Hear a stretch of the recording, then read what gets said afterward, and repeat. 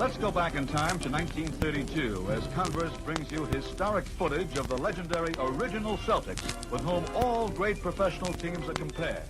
We have now taken over your radio.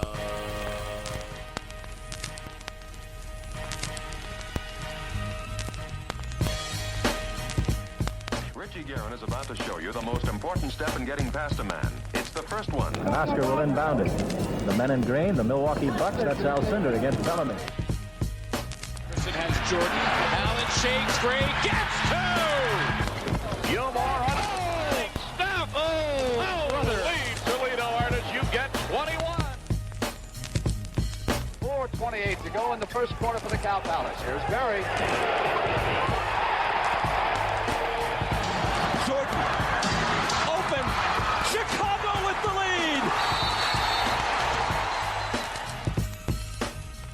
Hello, and welcome back to the Over and Back Classic NBA podcast. I am Jason Mann, and with me as usual is Rich Kraetsch. Rich, we've got some debating to do.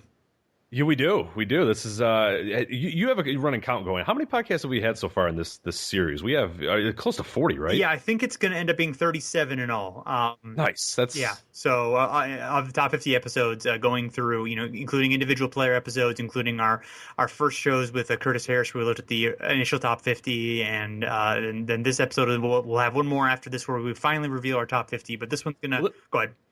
This will be our last one because we're going to get in such heated arguments that I think we're going to have to disband the podcast. So it's been a good run, Jason. I appreciate it, and I'd like to thank Hardwood Paroxysm for allowing us to do this. But yeah.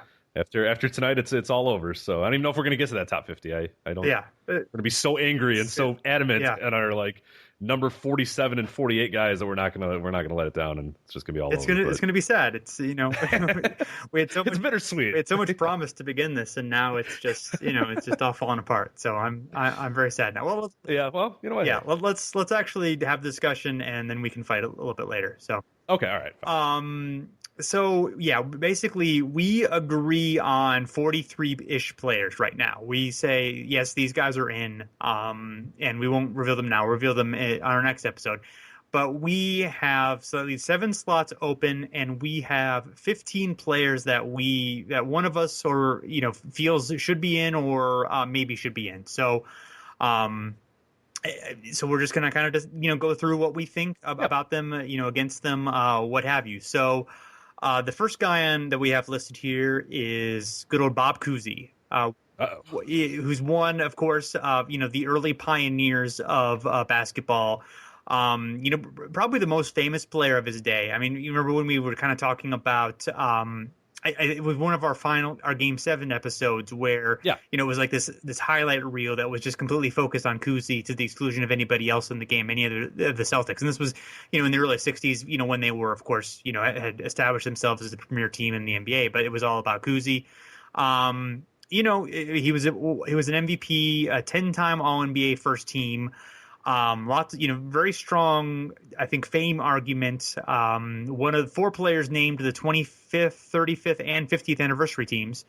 And, I found an SI article from 56 that quotes as saying, "There's absolute agreement that since the retirement of George Mikan, Cousy, as pro basketball's greatest attraction, has almost single-handedly been carrying the league to a prosperity it could never otherwise enjoy." Now, fame, that's a nebulous thing. But we've talked about fame and influence being important. Sure. He's obviously one of, I think he's just such a premier guy on that level that I think it overcomes the fact that some of the numbers don't look as great for him as they might for a guy that has his reputation. Yeah, and I think that's the thing I have with Cousy here. And initially I left him off my master, top 50 list or whatever. But I told you he's a guy that I can easily sort of be convinced. But I thought he was worth at least another argument or a discussion or whatever. Because when we did our first podcast, I believe with Curtis, we talked about Cousy, and it was kind of a revelation to me at least that he was so. That the numbers just weren't there for him. And that's unfortunately something we have to do with this as well is discuss influence. There's going to be guys coming up here as well who maybe don't have the number argument, but have the influence argument. And that's where you kind of have to go with Cousy. And real quickly though, I did want to go over his numbers a little bit because I think it is interesting to at least talk about on that, on that level. Sure. And I don't like doing, and if you follow this entire series, we know, we're not big on like all time numbers. Like where does Bob Cousy rank among all time guards? Or like for me, that's you just can't really do that fairly because what Bob Cousy was asked to do in his era is not what John Wall is asked to do in his, like it's night and day between those two guys. So I don't like necessarily discussing those on the same level. But when you look at Cousy, even in his era, the stats are just not very good for him. And he had some things that were, on quite good, into a value over replacement player. I know he ranks out pretty well. Win shares per 48, he ranks out pretty well amongst guards, pre-1980s with a ton of minutes, 15,000 minutes here. He's, 8th in win shares per 48, 7th in win shares. He gets a little worse, though, if you look at guards with 200 games. So basically what I did is just looked at guards with over 200 games. And, of course, that could be small, and that could be, a few little blip seasons from people here and there. But I just kind of wanted to get an idea of how much that changes in terms of, guys who are around forever and guys who are just, around for a few years or had a decent run.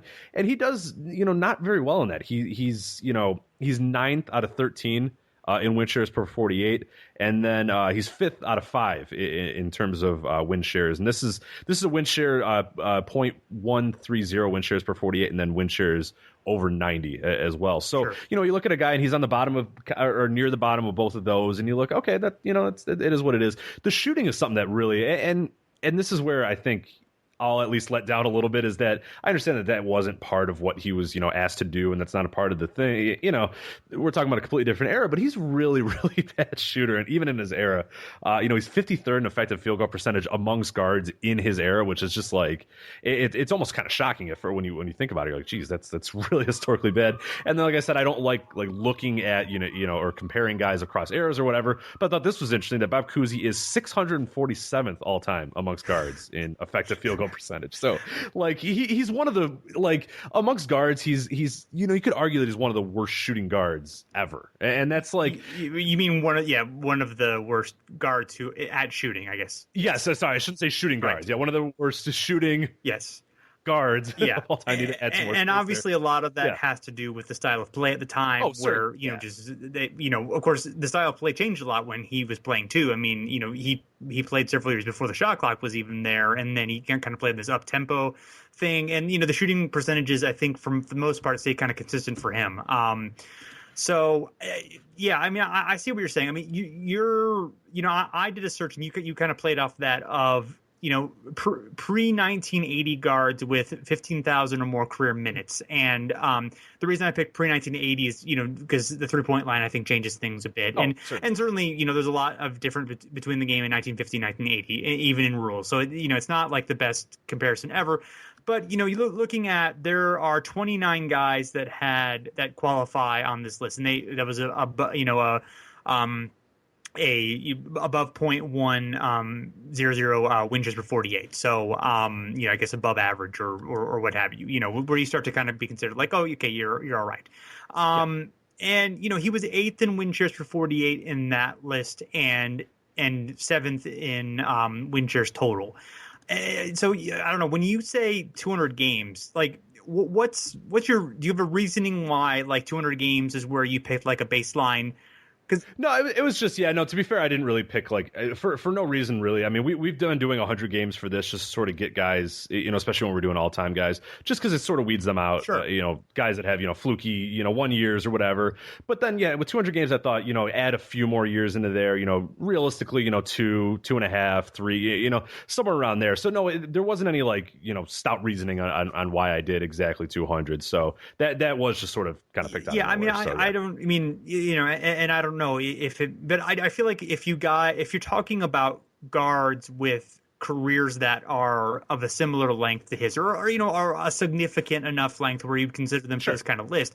I mean, I think he doesn't compare to, Oscar Robertson or Jerry West. Those guys are just clearly head and shoulders above, pretty much anybody else here. Walt Frazier, Bill Sharman and Sam Jones are strong as well. The minutes for them aren't quite as much, but but clearly Jerry and Oscar are leagues above most of the rest of these guys. And then I think Cousy's kind of right in that next tier. And there's some other guys who kind of have least similar numerical cases like Calvin Murphy, Larry Costello, who, even Tiny Archibald, who made the original top 50, but, was kind of cut off from ours. And those guys I wouldn't really consider at Cousy's level. So, it is tough. I mean, some of the things that I think strengthened for him is that, he and Oscar Robertson were the only two guards to be named MVP before 1987. So, in 30 years in the league, those were the only two guys who were considered good enough to be MVP. And his ball handling was just incredible for the time. He helped pioneer no-look passes and behind-the-back dribbles. He wasn't the only guy who was doing that, like Bob Davies. And, some of the guys, were did some innovative ball handling stuff, but he definitely was important in that. He certainly got a lot of the credit of really popularizing it and taking it right. to the, a next level, elite level at that point. Yeah. And, he was a great passer. He led the league in assists for 8 straight seasons. We don't have anything like his assist percentage to kind of, be able to have some better context, but that's, that's still impressive. Other than John Stockton, no one else has ever done that. He was credited as, basically the engine that made the Celtics offense go. Auerbach called him as important on offense as Russell was on defense. Now that's probably overstating things, but it gives you kind of a sense of what he was thought of as. So sure. I think he just needs to be on there, and I completely agree with, or I completely see the case that, okay, there's some things to look at, like even considering, the standards of his time, the shooting was really bad, and that's obviously a problem. But I think he did enough of the other stuff where, and incredible amount of team success. I think he won, sure. They won, I believe, 6 championships with him, or somewhere around there, with him out of their 11 that they won. So, and he was an important player. He was an influential player. So I would argue he was, I think of the guys that we have listed, I think he was I kind of prioritized them, and I think he was like the number one guy that I would pick out of this list. Yeah, and I will allow this to relent. I mostly wanted to discuss Cousy on a little bit more of a level, but he's a guy, and we're going to talk about another guy, a little bit later. He's one that, the more you think, you just cannot have a top 50 list without Bob Cousy. In terms of influence, because we said that's going to be something that we're going to talk about: influence, impact on the game, that sort of stuff. Popularity, celebrity status, transcendent, name is something we're going to factor in here. Next to just statistics. And when you look at that, stats wise, I mean, I'm sort of putting down some of the stuff he did, but when you look at it by and large, he was very good at the things he was very good at. You know what I mean? Like the things you could tell he focused on in terms of assists, and that's where he was spectacular at. It's just the shooting wasn't there, and that sort of stuff wasn't there, and some of the other stuff wasn't quite there. But when you talk about, I don't even think we necessarily need the stats, because I think his influence on the game, whether people didn't, it doesn't matter what it was. I mean, his influence, his legend status, his celebrity of the game, it'd be really ridiculous to have a top 50 list without him. So I will allow that to relent. I mostly just want to talk about it a little bit because I thought he's an interesting one that I think more people maybe should take a look at and go, oh geez, more of my argument maybe is that maybe people put him on a little bit higher of a pedestal than he deserves, but he absolutely deserves to be a top 50 player of all time. And that to me, I am perfectly okay with removing somebody from my list and adding him back on there. So yeah, I'm okay with that. Yeah, I get what you're saying. And I think that's reasonable. So next we are going to talk about Isiah Thomas, who I think should be on here. You do not have him on your list. And he is just go through the advance, which is kind of the weakness in his case. He's 138th in win shares. He's not in the top 250 in win shares for 48. 101st in box plus minus, 58th in value over replacement player. So that's kind of the only one where he's even in the top 50 league. So another guy where the shooting hurts him. He was he was actually a good scorer and a good assist, good passer for his position. He was one of the best scoring point guards probably ever, really, and certainly of his time. But I don't know, the advanced stats are rough on him. But I do think, for me, he's definitely a guy where, watching him play, I'm not saying that necessarily makes him seem better than he was, but it makes him seem better than the stats would indicate. Yeah, no, I absolutely agree. When you watch highlights or if you watch live games with Isiah, he seems like a much more important. He seems like a much better. He just seems like the advanced. I mean, that what shocked me about him, and that's a guy why I sort of put him on this list of guys that I might not vote for, because when we did the show about him or we discussed him, it was just shocking at how low he was in terms of those advanced stats, and it was the shooting is really, really bad. I mean, that really, really gets it, and it's also the high usage percentage as well. I mean, he was just doing a lot of stuff with the ball and wasn't particularly, finishing or at a decent rate, despite taking up a lot of the possessions or whatever, which, and now that's something we sort of value a little bit more than we did in Isiah's time and that sort of stuff. But it's, to me, the thing that most got me with him is that it wasn't like, that he was just out of the top 50 with some of those, which is fine if you're going to be that. I mean, like the value of replacement player 58, that, if you're going to be that, coupled with, a guy that, from the look and the feel and the eye test is a guy who, he's an all-time legendary player or whatever. But then you look at the win shares per 48, and he's not in the top 250, and the win shares total is 138. There's just stuff there, and he's just not even close to that. And it's, I look at other guys that we have on this list, and I go, Isiah from a standpoint of, if I walked to some guy in the street and said, hey, is Isiah Thomas a top 50 player? A lot of people are going to say yeah, but I mean, when we look at this, and I think doing our due diligence and research and looking at more guys, it's hard to really make a case at Isiah, because there's just so many other guys I think that are just as deserving or more deserving than Isiah. So he's a tough one. I mean, from a initial standpoint, if we had started this list before, I would have said absolutely, no doubt, not doing any of the research, not looking at other guys, and not, going through the careers and the lives of other guys and looking at their stats and looking at what they did or whatever. But, as I've done this, I've kind of looked at Isiah and go, yeah, I don't know. Like he's going to be a tough one for me. I just don't see it in terms of the advanced stats. I just don't see it in terms of some of the raw stats. And, other than just being a guy who took up a lot of his possessions, a guy who had a lot of success, and a guy who we sort of think, is a top player, I don't know. He's going to be a very interesting one as we get down the line here. Yeah. He had like a 5-year stretch from like 83 to like 87 where like he really was, production wise, was a premier player. I mean, he was a 21 and 10 guy for those things. Actually set the assist record in league history, which was later broken in 85 with 13.9 in a season. So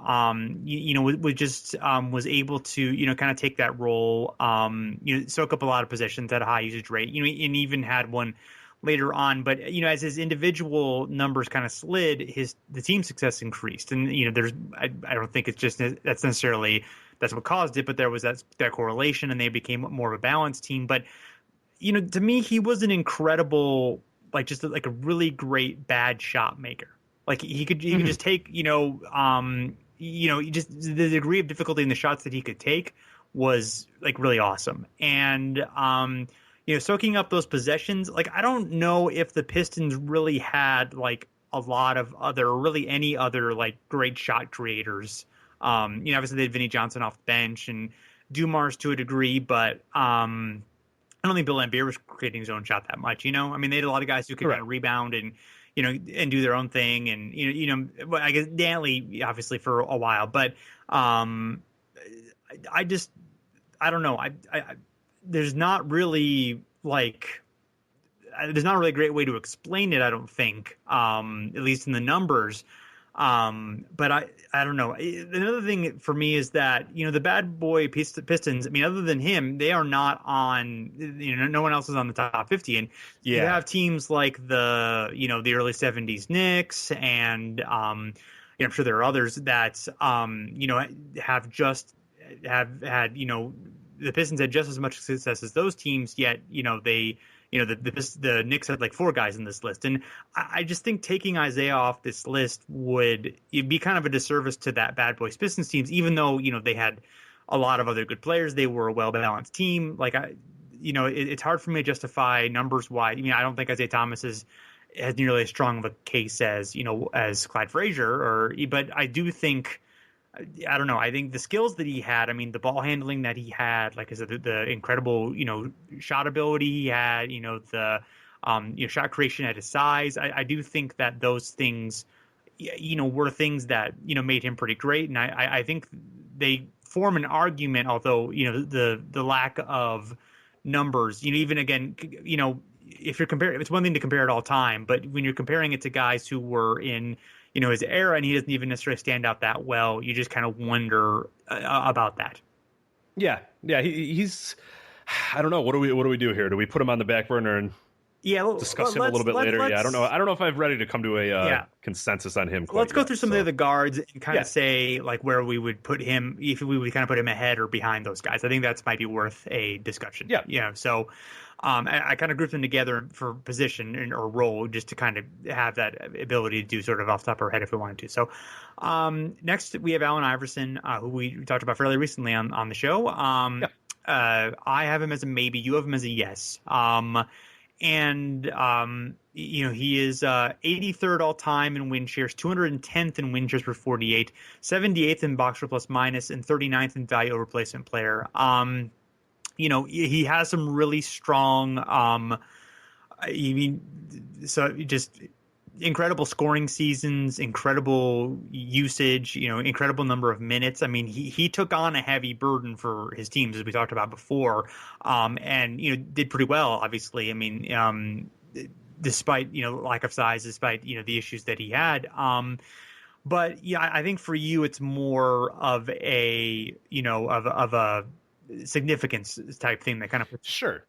Yeah, and like sort of I realized it with Cousy there. You look at a guy in terms of influence and that sort of stuff, and it's not to say that Iverson doesn't have some of the numbers as well, because I think he has a fair amount, and I think the hardware too is impressive for Iverson as well. The 1 MVP, 3 All NBA first teams, 3 All NBA second teams, 1 All NBA third team. I mean, for his era, I mean that's a guy who was, I mean, arguably the best player, and at least in his point, at his time, was the face of the NBA, and I think it's an important thing to sort of think about as well in terms of a guy who was really that top star for the NBA in a period. And it's again, it's a for better or for worse period, because of course it's looked at as sort of a dark age of the NBA in a lot of ways, where and that's I'm not necessarily of that mind, but there's a lot of people. I mean, that's an era that a lot of people sort of have a lot of dumb narratives about in terms of like the players dress like and how they play and how they act and all that sort of crap that has thankfully kind of gone away a little bit, and it is not fair for the era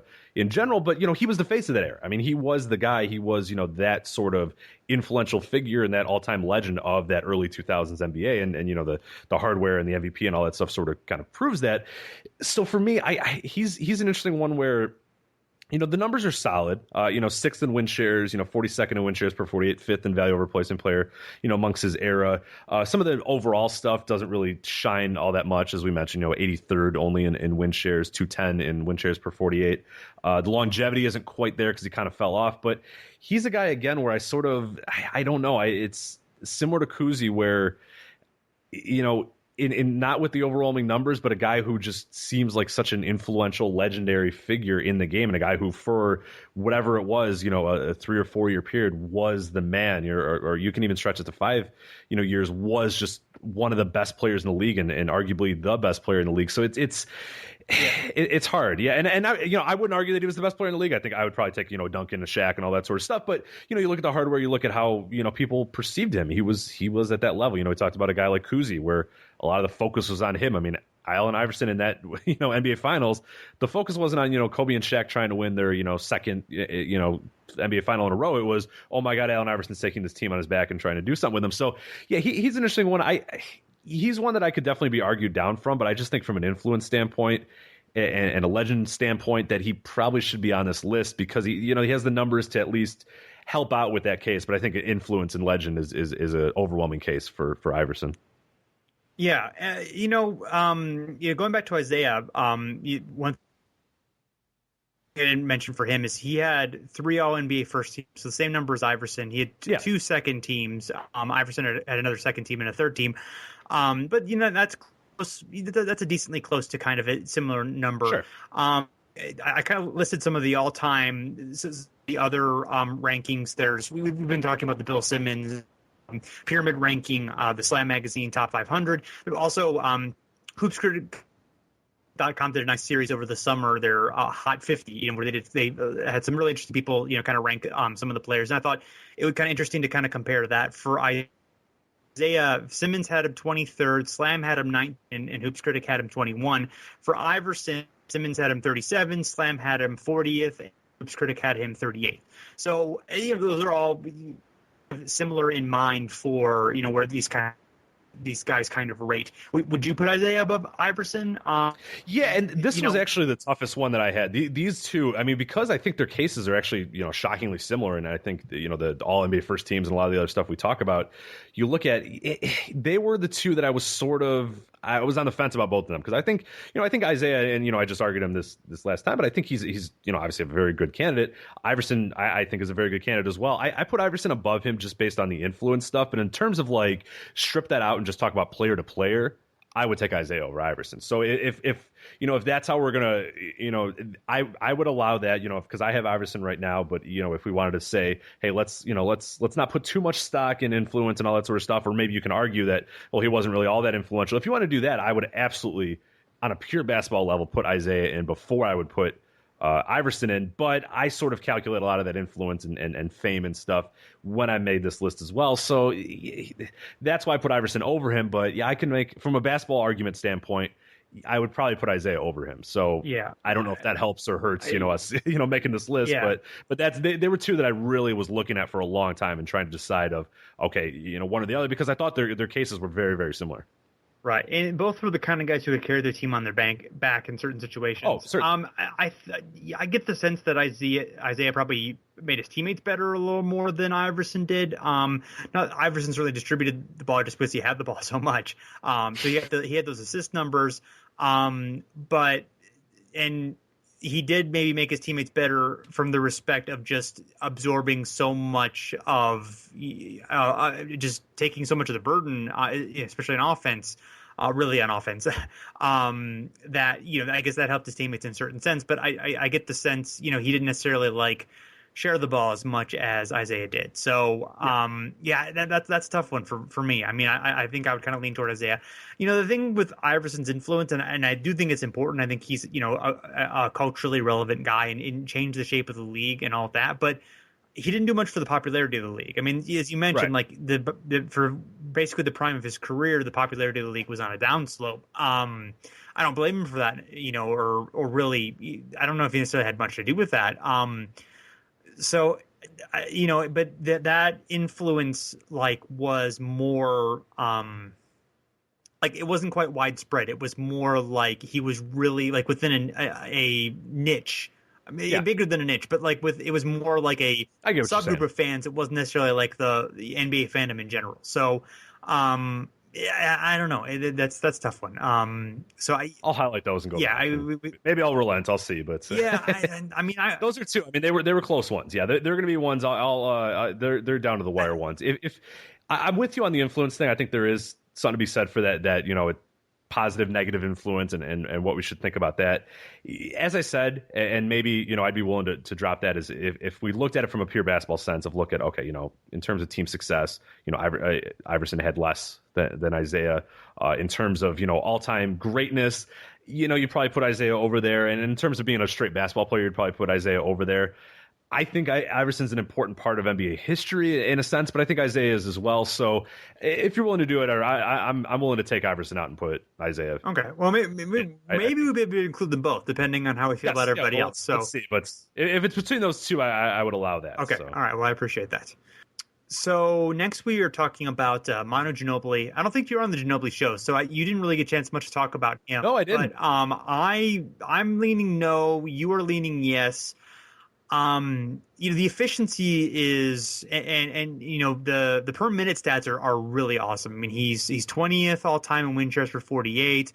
He had 5 top 10 seasons in win shares for 48. He's 13th in box score plus minus, 41st in value over replacement player, 86th in win shares overall, which is still really good.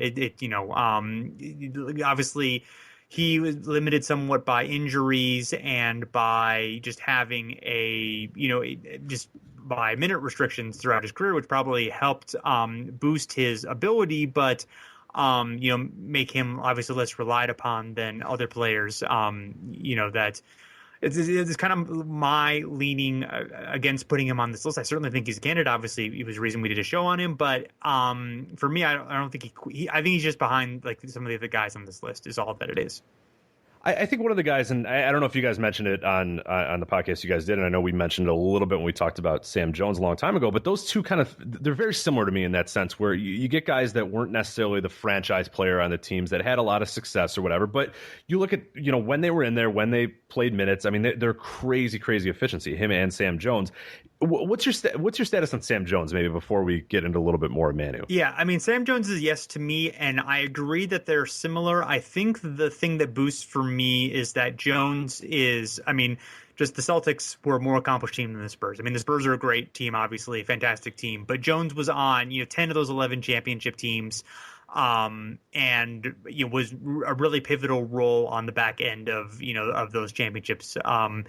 And they do have similar numbers in terms of like they were more stronger per minute than overall, but Jones still had 5 seasons where he was in the top 10 in win shares. And so did Manu. Well, no, Manu's were win shares. Sorry. Yes, Jones was overall win share. So I think he was still producing at a high level in terms, of overall value, not just per minute value. I mean, he was doing both. And Manu was doing both too, but obviously to a lesser extent. Yeah. And it's definitely I guess I think Jones was just a more impactful player for his era. Although Manu is we talked about. I mean, you look at value over replacement player and win shares per 40. I mean, Manu he's 5th. Chris Paul, Kobe Bryant, Dwayne Wade, and Jason Kidd, who are all no doubt shoo-ins, and then 3rd in win shares per 48, which is Chris Paul and James Harden of his era. I mean, that's pretty good company. That's pretty good. Yeah. And that's where I just can't. I rep, and again, and that could be an efficiency thing versus an overall thing, and sort of how do we rank that amongst a top 50? Do we value that as much? Because longevity in terms of how much he's in the game, how much he's doing as sort of a great 6th man and all that sort of stuff. But I value a lot of what you do when you're in the game, and it's not a guy who I think wasn't in the game for any reason related to his what he could accomplish. I think he was in the game a lot of ways to sort of as a strategic piece of being a 6th man, or being a guy that would sort of have consistent minutes at certain points, and sit out for long periods and then come back at the 4th quarter and be a big part of the closing out the game or whatever. So I don't know. I mean, when you look at a lot of this stuff, I mean, the arguments for him, I mean, a lot of it is that value replacement player. He's fantastic. I mentioned he's top 5 in his era, 3rd in his era, win shares per 48. You mentioned this little stuff about Sam Jones, all time, man, 5 times in the top 10 for win shares per 48, 4 times in the top 10 value replacement player in his era. 20th in win shares per 48 all time, 13th in box score plus minus all time, 41st in value replacement player all time. So we talk about a guy who, he wasn't, in all the time and wasn't playing to accumulate a lot of the other minutes, but as a guy who, when he was in, was just crazy efficient. It was a part of, 3 championship teams in an era where, it's cool that Sam Jones, was 10 of 11, but I tend to think it's a little bit tougher to win a championship now than it was, in that era. Yeah, so, I mean, it is, but I do think we have to sort of consider the accomplishment in its own era. I mean, obviously Sam Jones didn't play I don't know. I mean, I agree that obviously the Celtics would not have won all those championships in a row if they'd played under the same conditions that Ginobili played in.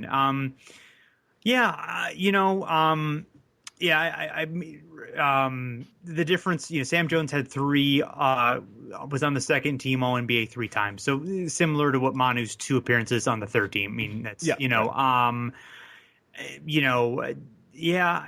I would lean towards Sam Jones, still a little bit ahead of Manu. It's obviously a close argument. I do think that, both kind of had similar roles and were in similar contexts with, being with this group of great players and, making them better. Sam Jones had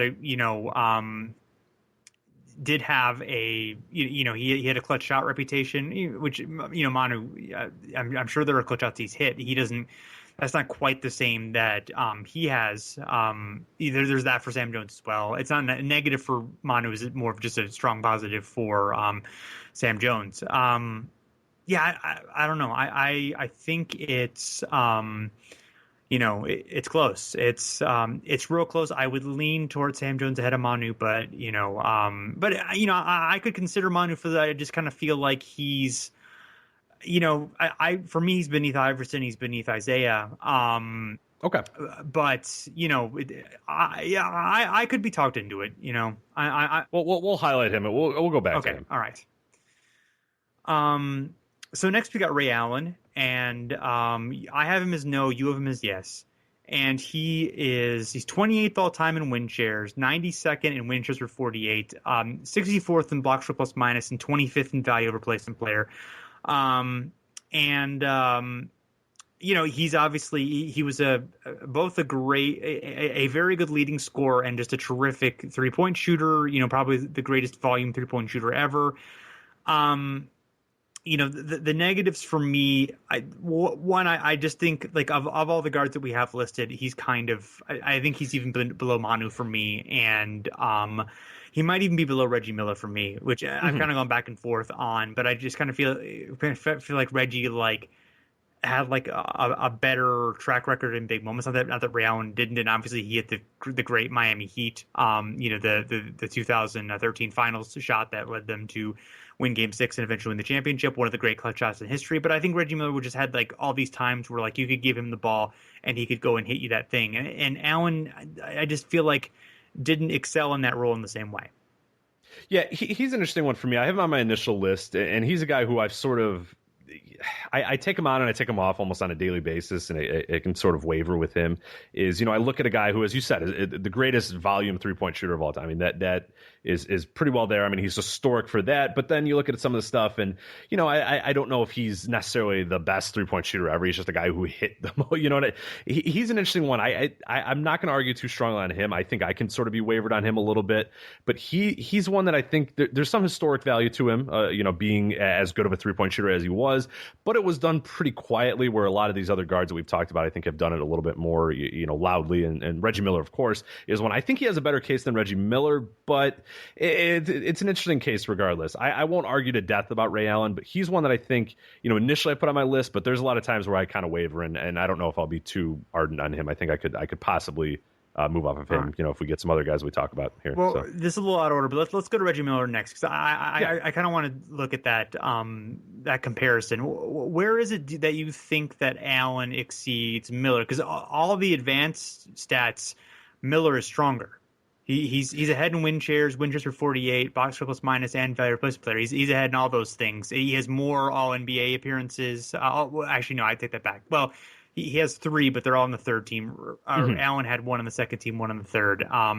He had more seasons in the top 10 in win shares for 48. I'm not saying that there aren't other reasons to say that Allen could be ahead of Reggie. Seth Partnow, we talked about it where he kind of felt like Allen was a better defender and just, was more versatile, where, Reggie was really just, he was coming around and coming off screens and shooting threes, which, obviously right. did that at a incredible high volume, but, his game is more limited, I guess. Yeah, and I think one of the other things too is Allen and his his era of guards or whatever definitely stands out amongst them a little bit more than I think Reggie does. That's it's not a criticism of Reggie, because of course he played in an era where there was a few other decent guards running around or whatever. Yeah. But Allen, he's second in win shares amongst guards in his era. He's third in value replacement player. Like he's right up there. Whereas Reggie, you look at some of the stuff. He's 8th in win shares per 48 amongst guards in his era and stuff. And there's just weird little things here and there that I just don't know about. I mean, I think the defense is definitely an important thing too, because I think Ray Allen is a far better defender than Reggie, who I don't think is very good at all. I think that Ray Allen did more in his era than Reggie did amongst his, and I guess I don't know. Yeah, and that's tough, because again, you sort of weigh how do you rank all time, because I think you look at our all time guard, and if you put these two in like neutral era things, you probably would go with Reggie. But when you look at sort of how they rose above their competition, Ray Allen stands out. But then you could sort of argue, hey, was it a downtime for shooting guards, was it a downtime for guards or whatever? And Miller was in an era where there were a ton of other good guards. I don't know. They're very close to me. I think a lot of the stuff of Ray Allen's a lot of the rate stat stuff for him helps me out, and the historic stuff of being, the all-time leader in threes made, or, sure, threes attempted, all that sort of stuff. I mean, there's some value there for him as well, of being just, far and away what we consider the best, volume 3-point shooter ever, where Miller, was very, very good at it, and, a historic all-time great at it. But, Ray Allen at least topped him in some of those numbers and sort of some of that stuff. But no, they're very similar cases, and yeah, they're a tough one. They're tough. So I would think that probably, if you consider his entire career, Reggie Miller was probably the third best shooting guard from 88 to 2005, behind Jordan and Kobe. Like that would be my thought initially. I don't know if there's anyone else there that you would put. What years did you? From 1988 to 2005. So the entirety of Reggie Miller's career. So 2005. Okay. So I mean that's 7-8 years of Kobe, and that's a good chunk of time for Jordan as well, obviously. So I would say, now I'm not sure necessarily he was ever the second or third best point guard in any of those individual seasons, but overall that's kind of where I would put him mentally in my tier. There could be other guys. Mitch Richmond obviously played during that time. And there are other very good shooting guards. So most of them, had a few good seasons and didn't necessarily certainly didn't have longevity that Miller had. I mean, he had very unusually great longevity, and Allen has too. For Allen's career, do you think he is like in that level of conversation? Because I feel like he's behind. He's obviously behind Kobe. Depending on where you put Pierce, because Pierce did both shooting guard and small forwards. I'm not sure if you... Yeah, I wouldn't really count him in that same... I don't know, but at least I don't count him in that which is fine. I mean, Carter and McGrady, they're both have kind of the same shooting guard, small forward thing too. So, I mean, Allen was more of a pure shooting guard, so that's kind of a difference as well. I don't know. It's it's tough. I don't know. I'm not sure if there's any more points to that, yeah. But I just kind of feel like I think of Miller higher between him and his contemporaries than I do of Allen, who I think is very close. But I just, for whatever reason, Miller just still won't stay above in my head than Allen is. Maybe just just maybe watched a documentary too much of Miller, and it's maybe overrate him. But I just kind of feel that way about him mentally, even though and he's one of my favorite players of all time. Actually. Yeah, right. That's another thing too. Even though I live in Chicago, I still I got the scorn of many of my friends. Because I really enjoyed Reggie Miller. Sure. Sometimes I didn't really like and I've mentioned it before, and you probably can tell I don't really like Michael Jordan. So anytime anybody act like a dickhead to Michael Jordan, and which again is you can't do that. You can't show up Michael in any games. And that's, even as a kid, I was like, this guy's kind of a dickhead and everybody loves him. And then like anytime anybody acts like even slightly mean to him, everyone goes crazy and, you can't do this and you can't shove off and you can't,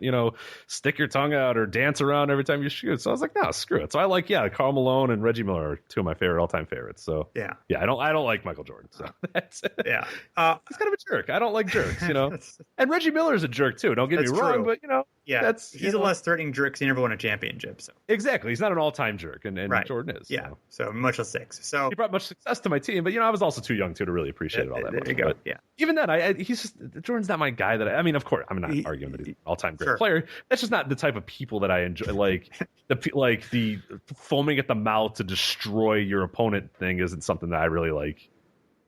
It's not admirable to me. Like I don't really enjoy that. So the marketing didn't work for you then. The marketing didn't work for you then. No.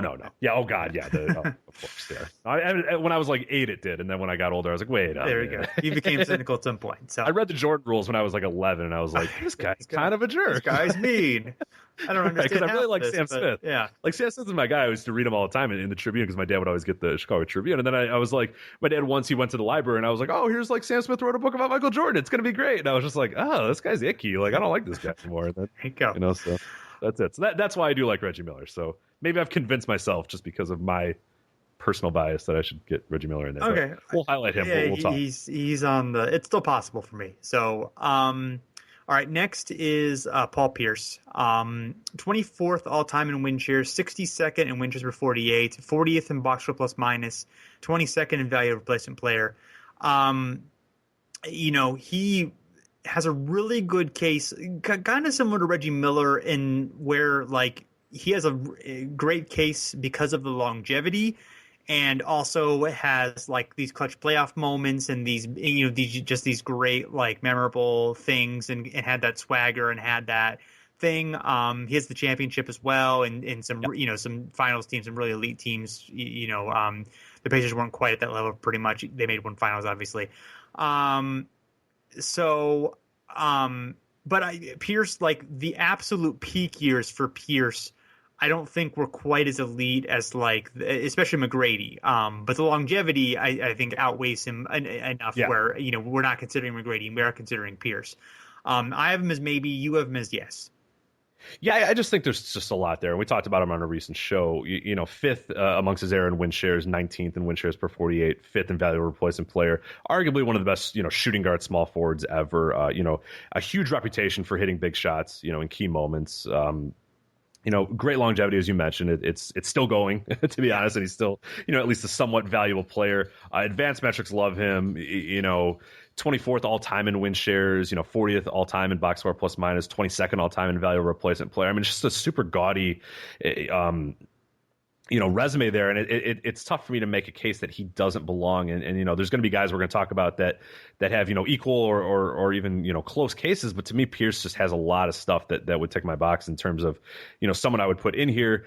The peak, as you said, it isn't there as much as it is for some guys, but man, the longevity and what he was able to do for how long he was able to do it and how consistent he's been over those years, that's something I value a lot. So for me, he was a no doubter for me when I was making my list. So we'll see, but yeah, to me, I really, really, really enjoyed his resume and really think he deserves to be in there. Yeah, he is. I'm leaning yes for him. I'm not absolutely there yet, but I'm becoming convinced. We'll see how it goes, but he's up there for me in terms of where we're at with these guys. So next we have Adrian Dantley. Rates really well, as we talked about in our show, in all the advanced stats. Was not part of the initial top 50 list. Had 7 seasons where he was in the top 10 win shares per 48, including number 1 in 84. 5 times a top 10 in value replacement player. It didn't really have a lot of appearances on the All-NBA teams, 2 times on the second team. So, really the case is on the advanced metrics. He, was kind of regarded as not the best guy to play with ever. Not a guy who necessarily shared the ball or made his teammates better. Fair or unfair, that's kind of the reputation that he has. I have him as maybe, you have him as no. I'm kind of leaning toward just barely on the edges, but probably not. And pretty much all of these guys, of course, are barely on the edge at this point, but probably not going to quite make it. And that's where I was with him. And he was a guy who we had Adam Cribley, I believe, discuss it. And he was a guy who, as we were doing the podcast, going, oh man, he's got a good resume. And then you look, and it's just, he was really tough. He was one of the final guys that I was sort of wavering on because there's a lot there to really like. And there's just. I just don't. I think there's just guys that we're going to talk about, coming up, or guys we have talked about. I think that just had, just better all around resumes. I mean, Dantley has a lot of good stuff and a lot of stuff you should like, but the stuff about the teammates just like outwardly, not liking him in terms of like, stuff of teams thinking they played better without him. Teammates thinking that as well.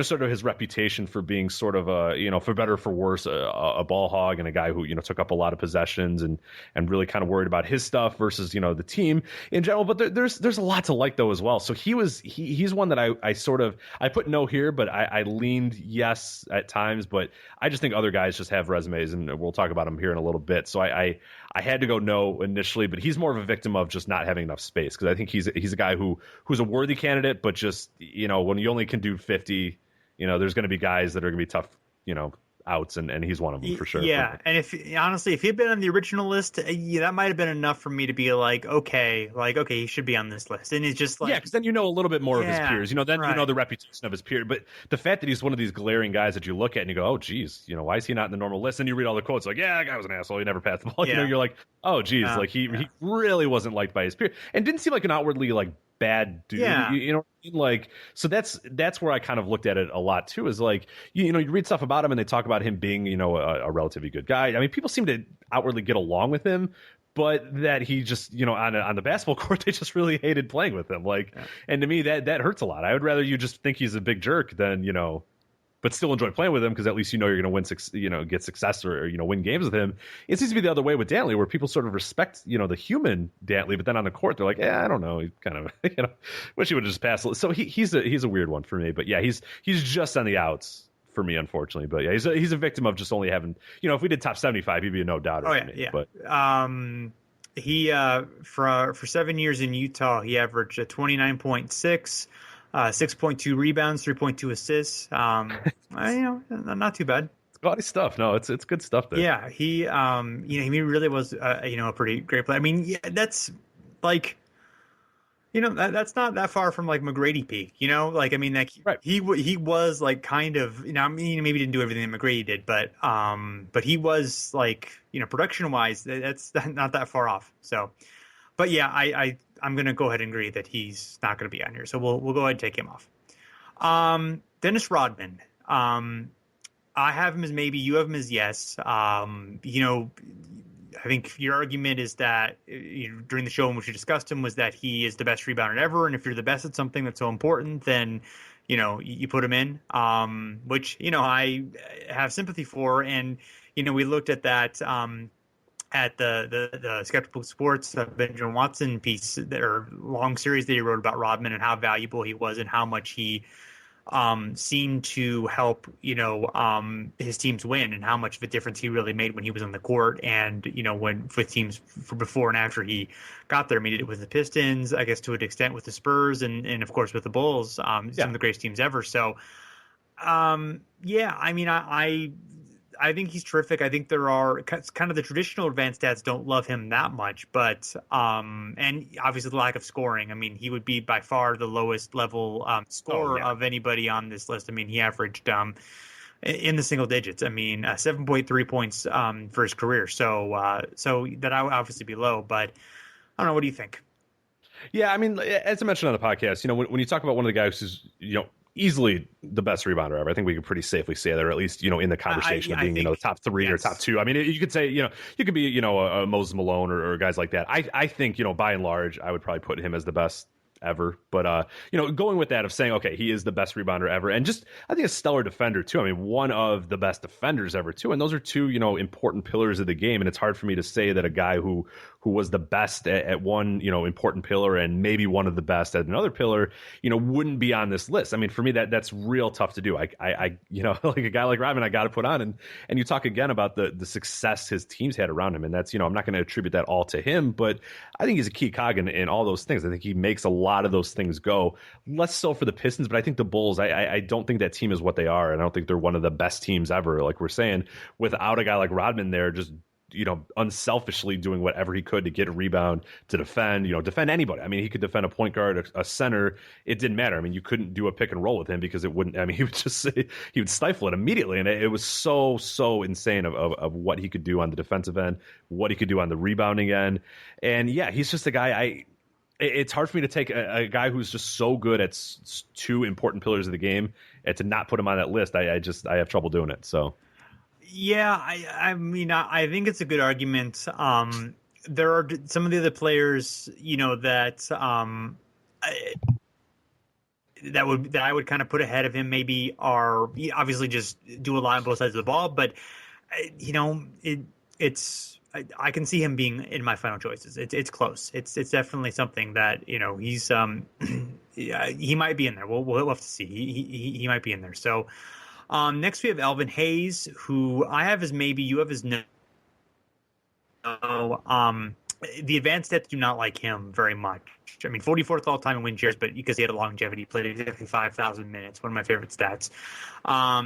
He's not in the top 250 win shares for 48. He is 229th in box score plus minus, 151st in value replacement player. Now, the thing about that is that he that misses the first 5 years of his career, which were probably the most productive or among the most productive years of his career. So right. He might be better if we incorporate that, and includes like the last 4 years of his career when he was objectively not very good. So I think the last two, those kind of come with a grain of salt a little bit. So he's very weak in those advanced stats, and he was another guy kind of like Dantley. Well, I think he was a guy people didn't care much for playing with, and they didn't like him as a person that much either. I mean, right. But he averaged 24 and 14 for a decade. Yeah, it's body stuff. Yeah, I mean, he rebounded like a madman. I mean, 18.1 in 74, leading the league a couple times. It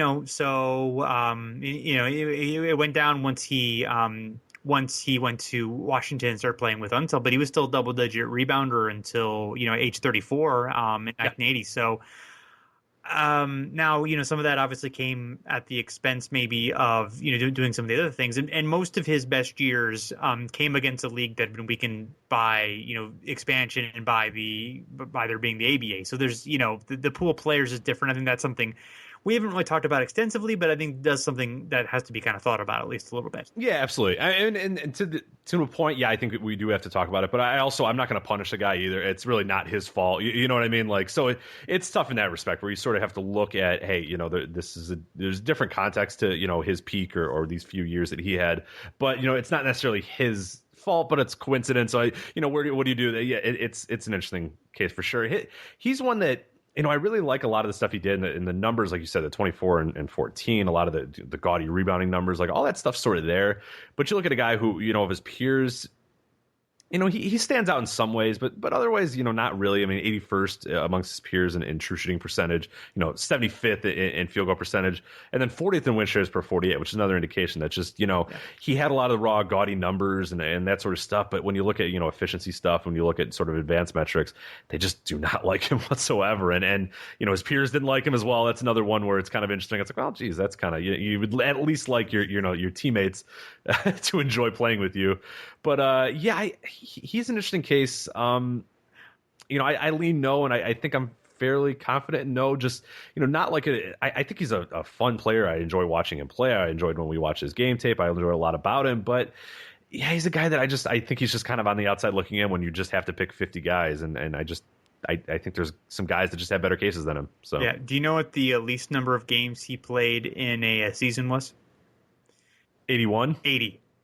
Oh, that must have been a bad. He's like, I'm ready. I'm good. They're like, no, you're not. Yeah. I wonder what it was. Do we have any clue what I don't know what his ailment was? Like, he had to be just like what caused him to miss 2 games in 76. Yeah. Yeah, it's gotta be like decapitated or like something like similar. Yeah, it's it could just be like a sore ankle. Like, and it had to be like a legit. Like, yeah, I wonder because like it couldn't be like a big knee injury because he's obviously okay. Yeah. Later, I don't know. Do we know if it was at the end of the year or what time of the year it was? I don't know. That's we need to get the Elvin Hayes. We'll call into our Elvin Hayes expert right now. Exactly. Can, yes. Chime in. Now those the rankings among peers are those among forwards and centers or just centers? Do you remember? I think that's forward and centers. Okay. But yeah, I think that would be different if you just looked at centers, which I don't know if that's fair or not, but because I think of more of as a center who kind of played out of position, although, I guess, or not, it's not out of position, but just, sort of, sure. He was 6'9", 235, which is, for his time was fine size-wise, but I don't know. I see where you're going. I mean, I think he's probably going to be behind enough guys where I'm going to have to leave him out, but I'm not going to feel great about it. I'll put it that way. Yeah, I'm with you on that. Yeah. So, so next is Dave Cowens, who I have as maybe, you have as no. He has an MVP, although as we talked about, maybe not the best MVP award ever given. 118th in win shares, 136th in win shares per 48, 51st in box score plus minus, 121st in value of replacement player. Another guy where the last two miss a decent chunk of his career when he may have been at his best, so he might rank better among those had it counted earlier, but it didn't come until 74. So. But he managed to have 3 top 10 win share seasons, 3 top 10 seasons in box score plus minus and value of replacement player, and I'm definitely confident he would have had more of those. Oh, certainly, yeah. Had that countered a couple years earlier. So I mean, really known for his strong defense and rebounding despite his lack of size, and leading some really good Celtics teams, including 2 championships in the mid '70s. So again, there's just so many big men that we're going to be considering from here, where he's probably going to be behind them, but he also known just for being a guy who was just all over the floor and just gave extra incredible hustle that was like, beyond almost superhuman as far as the effort that he gave. Yeah, and Cowens is a guy who I like his resume a lot, and he's just a guy, I think you sort of mentioned a little bit, there's just a lot of other big men, and there's, a few guys we're going to talk about here pretty soon that I'd kind of put over him, and he's just a victim of just so many players on here, and especially so many big men that you sort of compare him to a lot of the guys we're looking at, and I couldn't, he's a tough one to leave off, but I couldn't put him on. There's just too many other guys I think had better cases that we'll talk about here in a little bit, but definitely a good case and definitely a guy who deserves, at least inclusion in this, discussion here, because he's a guy who probably doesn't get, maybe doesn't get enough credit for what he really did and how good he was. But yeah, for me, I unfortunately have to leave him off the list. Yeah. So next is Willis Reed, who I had him as yes, then I switched to maybe, and I don't feel good about this at all. You have him as no. He won an MVP, one All-NBA first team, 4 second team, and 1 time on the All-Defensive first team. The thing for him is he had 5 great seasons. He's obviously one of the best remembered players of his time, great rebounding, defense, and leadership, and averaged 21 and 14 for his peak. But his peak is relatively short. He was, battered by injuries after that, and didn't have, just longevity wise, he just doesn't have much. So does the lack of longevity, make up for the peak, which is a very, very good peak, but maybe not like an absolute like elite, great all timer type peak. Yeah, and I think the biggest thing with him, and we discussed it when we briefly talked about him at the beginning of this, is that, he just never led in any stats, like any statistical category. He doesn't show up in like all time lists, amongst his peers. He's 7th in rebound per game, 7th in win shares per 48. It's fine. It's okay. But I mean, when we're talking about top 50 all time greats, like I just don't know if he is that. And he's, a very, influential and very significant player for, a lot of what he did. I mean, unfortunately, his biggest influential game, he probably one of his worst games ever, but that's fine. It is what it is. It's a narrative there and all that stuff. But yeah, for me, I just don't know if he has a lot there to go with. I mean, there's good aspects of him for sure. There's a high peak, but yeah, longevity hurts, and just not being, at least doesn't seem like he's head and shoulders above his peers at any point. And that, for me, it's hard to do that then, to say you're a top 50 at any point, because it's just I just don't know. Yeah, he's a weird one, but I'm pretty safely in the no camp for him. Okay, yeah. Just the Bill Simmons rankings had him at 30th, Slam had him at 32nd, and Hoops Critic had him at 36th. So all around, kind of around the same level. Which is interesting. And Curtis Harris, he gave us a list when we were doing shows with him. He's also on there, as well. He didn't rank his. So, I don't know. I feel bad about not having Willis Reed on my list. Like, I feel like there's just, we'll send him a gift basket. Not for him. I just kind of feel I'm doing something wrong in basketball history if I don't include him on the list. Like, I intellectually completely get the reasons why we would leave him off. I just feel like that's tough. Yeah, there's some guys, and that's what I feel like sort of with Iverson as well. And that might be, when I was raised, and it's just a guy. I feel weird, telling the story of a basketball history through this top 50. Maybe we're overthinking this. I know it's shocking 40 episodes in that we're possibly overthinking this top 50 list, but I don't know. Yeah, he's one I have solidly a no, but I'm with you. He's a weird one to leave off when you're talking about the history of the game, because he's significant. All right. Well, as long as we both feel uncomfortable about it, I'll send him a gift basket. Edible arrangements. I'll do it now. There we go. You do that. Get it in Louisiana somewhere. Wherever he's staying. So yeah. Do we have his address? I'll let you know off air. I don't want to reveal to our many listeners who might whatever. Might be stalking his house if we gave it out. So all right. Next is Pau Gasol, who I have as no, you have as yes. The advanced stats are strong for him. 42nd in win shares, 55th in win shares for 48, 42nd box score plus minus, 30 in value of replacement player. So you want him on here? Make your argument. Yeah, I think other things as well. You talk about 2 All-NBA second teams. Of course, playing in a league with many other great big men at his time. I think that's pretty impressive. 2 All-NBA third teams as well that go with it. 3 times in the top 10 in win shares per 48. 3 times in the top 10 in value of replacement player. The second best player in a key cog on 2 NBA title teams. I think he was a big part of those Lakers. I think they don't. I'm very confident that they don't win those titles without him. being, as significant of a player as he was. And I think it's a little underrated how significant he was for those title teams as well. I mean, obviously Kobe is a fantastic player and those were really good teams, but I think Gasol was just such an important part of those two teams. And I think those are significant teams. Remarkable consistency as well throughout his 15 years. I mean, almost from the moment he jumped into the league, he's been basically this guy and is still this guy as well. I mean, he's probably got a few more years of being a consistently good player, and I think that's impressive as well. Amongst his peers, this is forwards and centers, second in win shares per 48, second in valuable replacement player, sixth in field goal percentage, fifth in assists per game, assists per 36, which I think is very important, 11th in rebounds per 36, and then sixth in points per 36. So you look at a guy who just all across the board, in terms of points, assists, rebounds, he's there. He's just a with his peers and running, near the top of them, top five, all that sort of stuff. It's to me, it's significant. And you look at a guy, you can make cases for a few of the guys we're going to talk about here. But when you look at a guy like a Willis Reed, I think he just has more on that resume than I think a Willis Reed does. Sure, he doesn't have, maybe the legend status that Willis Reed has, but is that fair or not? I mean, I think a lot of, I've argued it before. I think a lot of the legend status of Willis Reed is, largely because of where he played. And that's not to say he wasn't a great player, but, if he's doing that in Cincinnati, I don't know if he's coming out, in the game 7 in Cincinnati, I don't think that many people, it's that big of a deal. I don't think that many books are written about the, the Cincinnati Royals. They are, about the New York Knicks having a great era.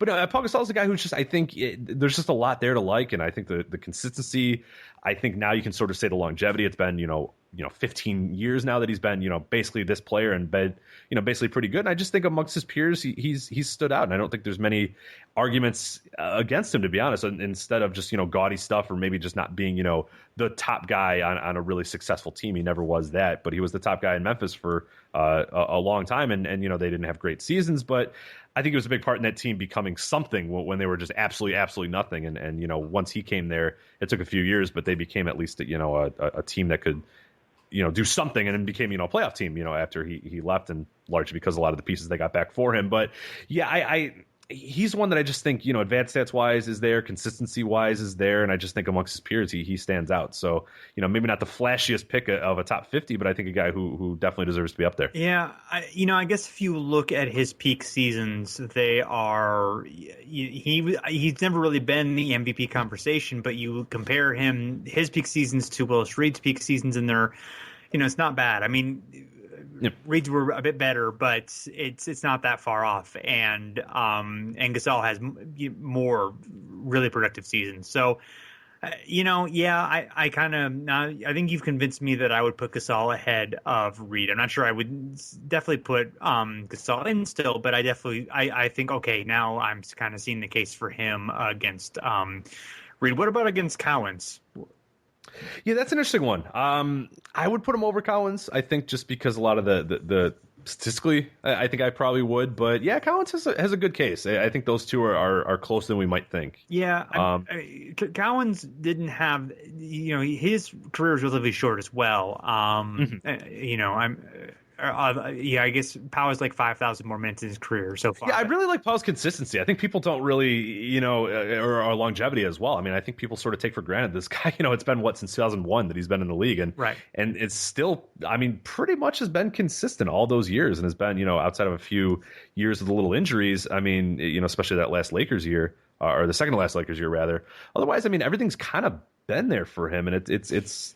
I've really enjoyed his career, and I think it's a significantly career. It's a long career, and I think he's been very good at it, albeit not a superstar at any point. So I guess that's where we sort of can make a case for him, because I don't think anybody ever thought that this guy was a superstar. But then again, is that fair? Because I think, numbers wise, he's right up there. But yeah, I get it from in terms of like an influence standpoint and that sort of stuff. I don't think anybody's ever thought of him as like a top 5 player in the league, or, a superstar, or the key cog in a team that's going to win a title. But numbers wise, he's put up stuff, and he's been a productive member of teams that have been very, very good. So I don't know. Yeah, he's got a really good resume to me.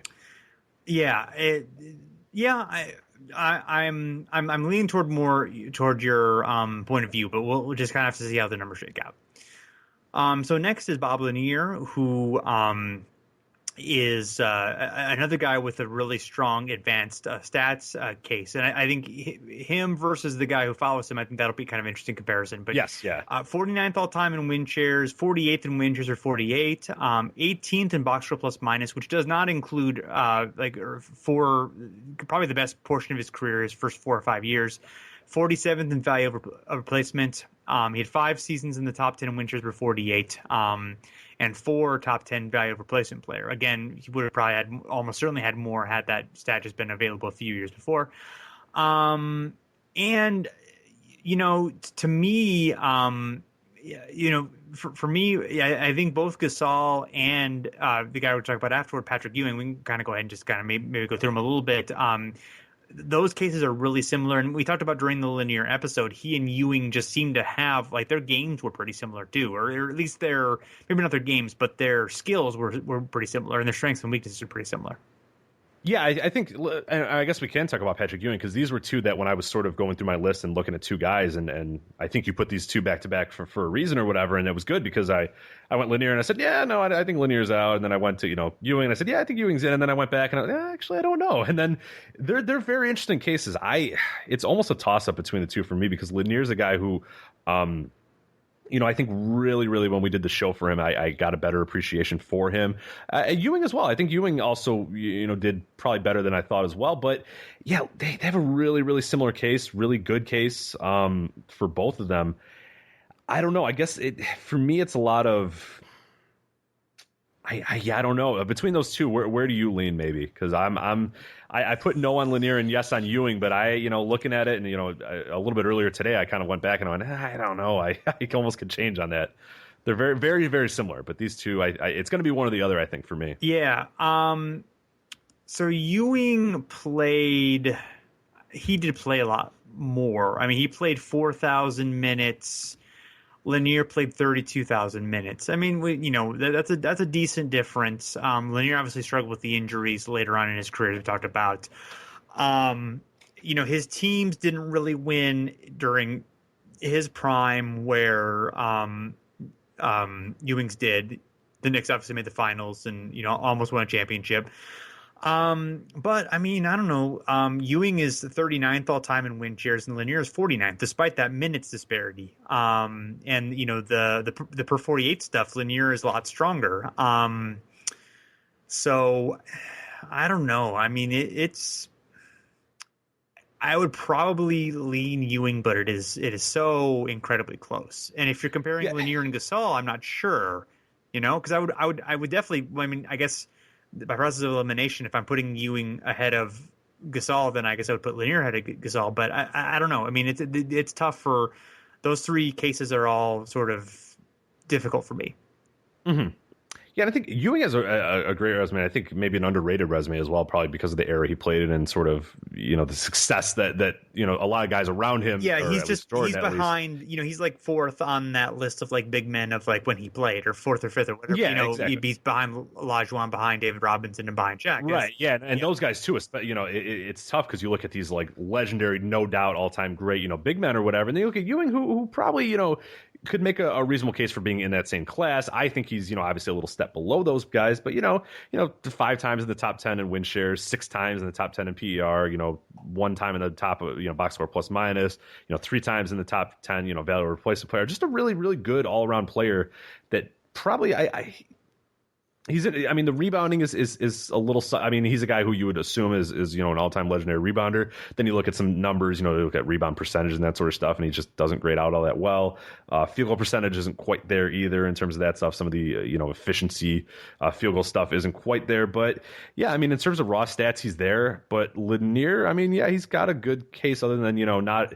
It doesn't have a whole ton of all NBA and all defensive recognition. He didn't have any of that. Yes, that's a weird. I guess that was which is very, very odd because you look at Ewing, who's a guy who I would assume would get kind of passed up by a lot of the guys, but then you look and he's 1 time on the All NBA first team, 6 times, which is impressive as hell, on the All NBA second team, and then 3 times in the All Defensive second team. So you look at Ewing as a guy who I would sort of assume would get passed up by his peers more, but he shows up in more of those all time lists. Where Lanier is a guy who I think sort of stood a little bit over his peers in some ways, but then doesn't get a lot of that hardware that we talk about. So it's a very interesting one. I mean, perception wise, I don't know. I think perception wise, you kind of go with a Ewing, but when you really, really get down to it, I mean, Lanier's got a very, very, very good case. Yeah. Doesn't solve anything, so I'm leaving it up to you. I don't know. Make this for me. All right. So, okay. So we've decided that Cousy and Isiah are in, correct? Yes. Okay. I will knock Allen Iverson out and put Isiah in, I believe. Oh, okay. Okay. So are you putting Ray Allen ahead of Iverson? Oh God, I should probably look at my list a little bit more here and see. Oh boy. Okay. Let's. Man, I don't know if I'm ready to do this right. I mean, we can table it. We're not required to absolutely have our finals. Yeah, let's wait. Let me think on it a little bit. Okay. I think I have my list, but I don't want to think as I'm talking here on this podcast. That's fair. We don't need to do that. That wouldn't be very entertaining. Okay. I take a while to come to a final decision on this sort of stuff. I do the same thing at the grocery store. Cereal takes me 20 minutes to figure out. Well, remind me never to shop. No, don't with me. I'm just always I don't know. And then I see a sale, and I'm like, it's not good. Yeah. So. All right. Well, that's fair. So we'll reveal the 7 of the 15 that we've chosen here, as well as the other 43 players in our next episode. That'll be the finale of our top 50 series. So it's been quite a ride, Rich. I've enjoyed it. Thank you. Thank you for putting so much work into this, and it's been a lot of fun and a lot of work. I'm looking forward to getting back to a little bit of a less intensive schedule as the NBA season begins. We can just sort of enjoy basketball. We'll do our show, but it won't necessarily. It'll be nice to not have it so be focused for a while, I guess. Yeah, absolutely. And you said hard work on my end, and I really think, and people don't probably know the back end work that has gone through this. You have done way more than me in terms of this, collecting this stuff, getting guests, doing a lot of the data, doing a lot of the back end stuff, getting the notes together. I've had just an insanely busy summer, and I haven't had the chance to devote nearly as much as you have. So I think you said I did a lot of hard work. I basically don't think I did anything compared to what you did for this project. So no, it's definitely. I mean, for people that don't know, I mean, Jason has really put this project, like Isiah Thomas, on his back, and is more efficiently, delivering here. But it's you did a ton of work here, so no, it's definitely a testament to your work more so than mine. I mean, I've kind of just been along for the ride, and I've enjoyed the hell out of it. But no, you've done a lot of the heavy lifting here. So for people that don't know, I mean, a lot of it has been on you. So I do think you deserve a lot of the credit for basically what we did here. And it's a great series. I think it's a lot. It's I think what we're going to kind of consider something that put us on the map. I think a lot of people, I can just tell from the interactions we have on Twitter in terms of people, the followers we have, people talking. I think a lot of people have sort of discovered us through this process, and that's good. And that's one of the things we kind of wanted to accomplish with this project. So I'm happy to see that. And no, but definitely a lot of credit has to go to you. Well, thank you, Rich. Although you've done quite a bit as well, but I appreciate that you appreciate my efforts, and I hope the listeners appreciate that we've, whether they agree with our conclusion or have, necessarily agree with all of our thought process, I hope they appreciate that, we've been trying to think of these ideas and kind of consider these ideas of, what's important and what's valuable, because all these things are so nebulous in basketball. It's just so hard to make these decisions. I knew that going in, but I have extra appreciation for how difficult it is now. So, I hope that they at least appreciate that we're coming from on it, and that we've just had a lot of fun talking about past players, and that the top 50 itself is, it's a fine destination, but it's more been about the journey than the destination. So. So we'll be back with that very soon. Actually, if there's any feedback that anyone wants to, we're going to put a little bit of space between this show and the final episode. So if anyone wants to get in touch with us, they can either go to overandbacknba.com and register for our forums where we're having discussion on all these players. We'll have a thread just for, final thoughts where you can kind of give some feedback. It'll be in a prominent place where you'll be able to find it there on also at harborprocessing.com on the show post, on Twitter or Facebook at Over and Back NBA.